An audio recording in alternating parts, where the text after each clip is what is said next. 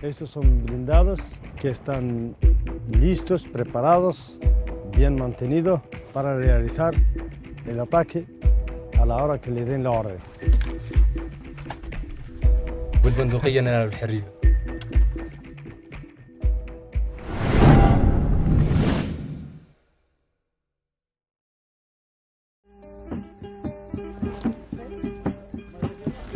Ahmed Salem is going to take us to the liberated territories of Western Sahara.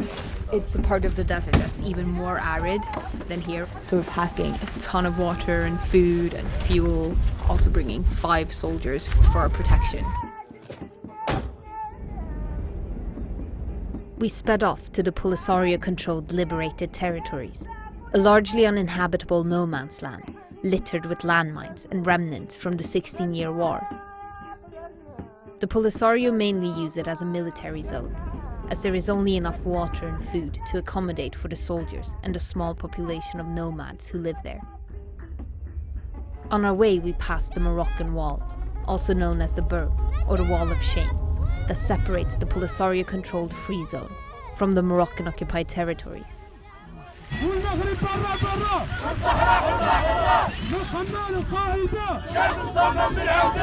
Behind me is the sand wall built by Morocco to block the occupied territories, and it's surrounded by something like 7 million landmines. So I've been told to stick to this track, but some Sahrawis just crossed us into the danger zone to have a demonstration.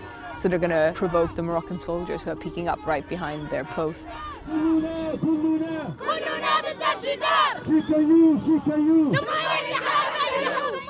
Morocco claims Western Sahara on the grounds that a few Sahrawi tribes once pledged their allegiance to the Sultan of Morocco. Although the International Court of Justice recognizes legal ties between Morocco and some Sahrawi tribes, they concluded that there was no tie of territorial sovereignty between Western Sahara and Morocco, and that the people of Western Sahara have the right to self-determination. The 1991 ceasefire was meant to pave the way for a referendum in which the people of Western Sahara could choose between independence or integration with Morocco. The Sahrawis are still waiting.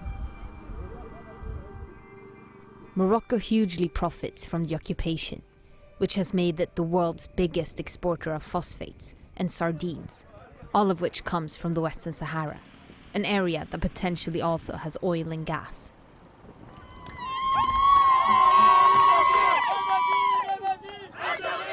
When the protesters dispersed, we took a desert lunch break. We stopped for lunch and I didn't realize that they had brought a sheep in the back of the pickup, so they killed it and now they're cooking it.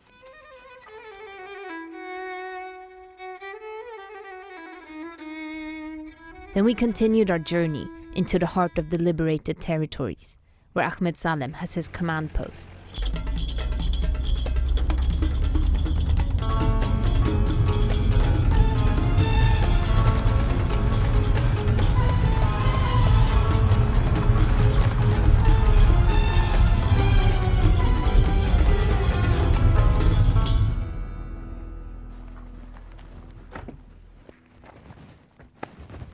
At the military base, Ahmed Salem took us to see an unusual addition to the landscape, one of the many pieces of art that he has made and placed in the desert.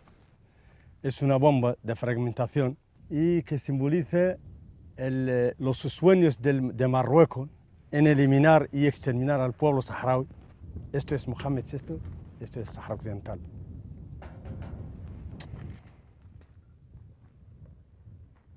Then we headed to the command room, from where the battalion plans its strategies.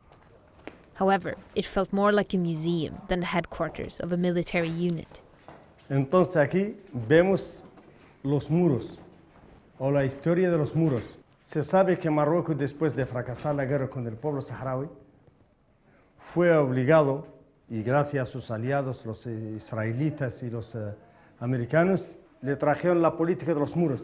Cuando paramos la guerra, los marroquíes tienen a más de 200,000 soldados a lo largo de todo el mundo.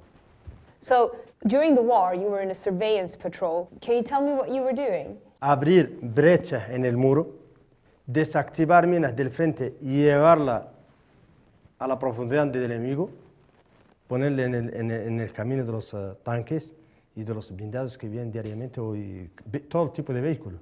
So you basically crossed the wall, reactivated the mines, and put them in the Moroccan camp. A veces abrimos brecha y abrimos brecha en el muro para que los tanques entren.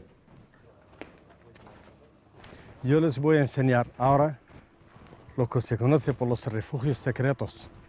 Is that a soldier in the tree? Este es un centinela, es un guardián. كف واحد كف واحد وكف اثنين.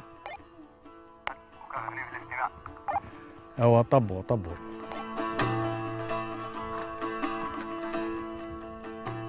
I wasn't sure what we were about to see, but it felt like it had all been put on just for us.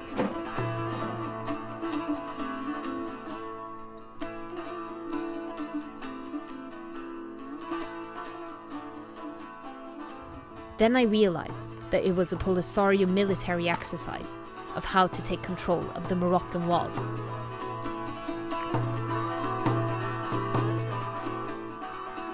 The Polisario told us that they invented desert guerrilla warfare and that they used their tunnels as a method of surprise attack, allowing them to get behind enemy lines unnoticed.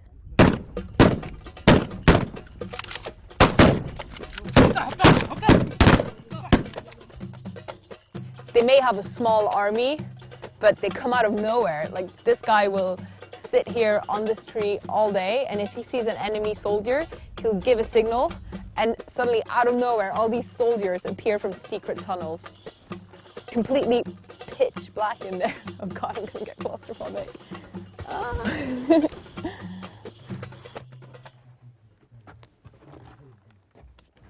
So dusty in here.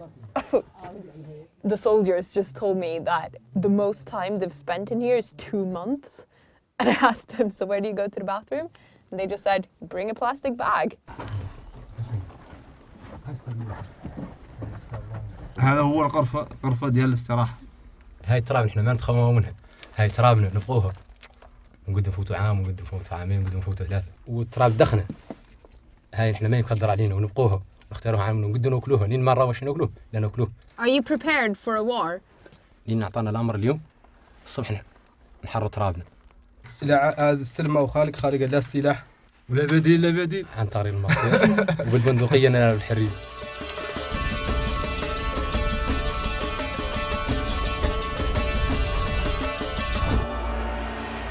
Ahmed Salem and the Polisario Front want to show us even more of their war preparations. So they took us to this place, somewhere in the middle of the desert. Estos son blindados que están listos, preparados, bien mantenidos para realizar el ataque a la hora que le den la orden. Have they used them before in the war? Sí. Estos son tanques que han participado en la guerra y aún también están listos para utilizarlos nuevamente. All the tanks and weapons that the Polisario have showed me so far seem to be pretty outdated, like from the last war in the 70s and 80s. I wonder how they would stand against a modern army.